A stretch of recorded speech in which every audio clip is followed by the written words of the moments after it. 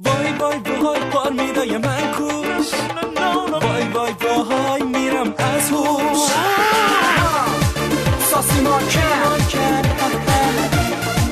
واسه مختر दोस्तों आज हम आपको एक ऐसे देश के बारे में बताएंगे जहां पिता अपनी ही बेटी से शादी कर लेता है। इस देश के कुछ संगठनों ने एक व्यक्ति को मारने के लिए 24 करोड़ का इनाम रखा था। अगर आप किसी महिला को कुछ समय के लिए अपनी पत्नी बनाना चाहते हैं तो आपको इस देश में जाने की जरूरत है। यहाँ आप पैसों के दम पर किसी भी महिला को कुछ समय के लिए अपनी पत्नी बनाकर रख सकते हैं। यहाँ की महिलाएं बेहद ही खूबसूरत हैं और 70% आबादी 30 साल से भी कम उम्र की है। तो दोस्तों आज हम जिस देश की बात करेंगे उसका नाम है ईरान। ईरान के बारे में आज हम आपको कुछ बहुत ही आश्चर्यजनक फैक्ट्स बताएंगे जिन्हें जानकर आप हैरान रह जाएंगे। दोस्तों एक बार ईरान के कुछ संगठनों ने ब्रिटिश के लेखक सलमान रशीद पर एक इनाम रखा था कि जो इन्हें जान से मारेगा उसके बदले उसे 24 करोड़ रुपए इनाम में दिए जाएंगे। दोस्तों इस लेखक पर इतना बड़ा इनाम रखने का कारण था कि सलमान रशीद ने अपनी एक किताब द साइनेटिक वर्सेस में इस्लाम के नबी मोहम्मद पैगंबर के बारे में बुरी बातें की थी। दोस्तों ईरान एक मुस्लिम कंट्री है जो दुनिया का 18वां सबसे बड़ा देश है और साथ ही ईरान दुनिया का सबसे बड़ा नेचुरल गैस उत्पादक है और तेल भंडार के मामले में ईरान चौथे नंबर पर आता है। ईरान की कालीन दुनिया भर में निर्यात की जाती है। दोस्तों दुनिया में जितना भी तेल पाया जाता है उसका 10% अकेले ईरान के पास है। ईरान का आधिकारिक नाम इस्लामिक रिपब्लिक ऑफ ईरान है। दोस्तों 1935 से पहले ईरान को पर्सियों के नाम से जाना जाता था और पर्सिया को दुनिया की सबसे पुरानी सभ्यताओं में से एक माना जाता है। दोस्तों पर्शियन भाषा में ईरान शब्द का अर्थ होता है आर्यों की भूमि। ईरान में सैटेलाइट टीवी पर बैन लगा हुआ है। इतना ही नहीं यहाँ पर अमेरिका और यूरोपियन देशों की मूवीज और सीरियल्स पर भी बैन लगा हुआ है। पर यहाँ के लोग अमेरिका की फिल्मों के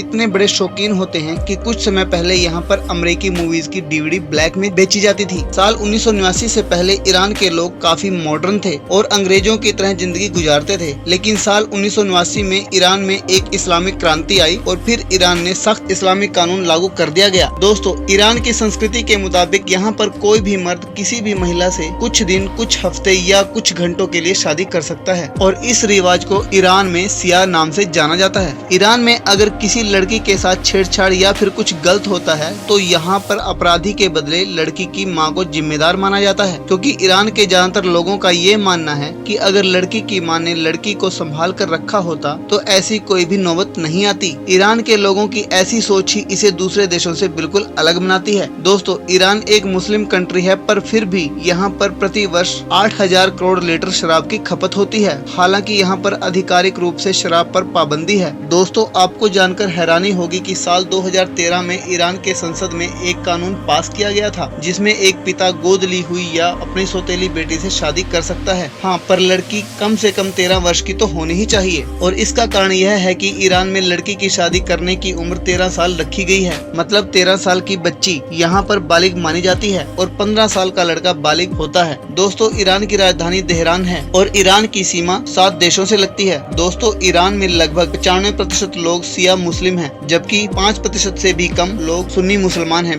बेटी से विवाह करना, 1 घंटे के लिए शादी, ये सारी चीजें सिर्फ सिया मुस्लिम मानते हैं। दोस्तों ईरान में लोग खाना डाइनिंग टेबल पर नहीं बल्कि फर्श पर बैठकर खाते हैं। साथ ही ईरानी लोगों का यह भी मानना है कि दही एक जादुई खाना है और इसे खाने से उम्र बढ़ती है। यहाँ के लोगों का मानना है कि रात को जल्दी सो जाना चाहिए। जो लोग देर रात तक जगते हैं वह कम उम्र तक जीवित रहते हैं, इसलिए ईरान में रात 11 बजे के बाद बिल्कुल इंसान दिखाई देना बंद हो जाते हैं। दोस्तों ईरान में 15 वर्ष की आयु के लोग वोटिंग कर सकते हैं। अगर ईरान में कोई लड़का लड़की को छेड़ता है या बलात्कार करता है तो वहाँ की पुलिस उस लड़के पर दबाव बनाती है कि वो पीड़ित लड़की से शादी करे। वो बात अलग है कि शादी के 1 घंटे बाद पुरुष उस महिला से तलाक ले सकता है। तो दोस्तों अगर आपको वीडियो अच्छी लगी हो तो वीडियो को लाइक और शेयर करें और साथ ही हमारे चैनल को सब्सक्राइब भी कर दें। धन्यवाद।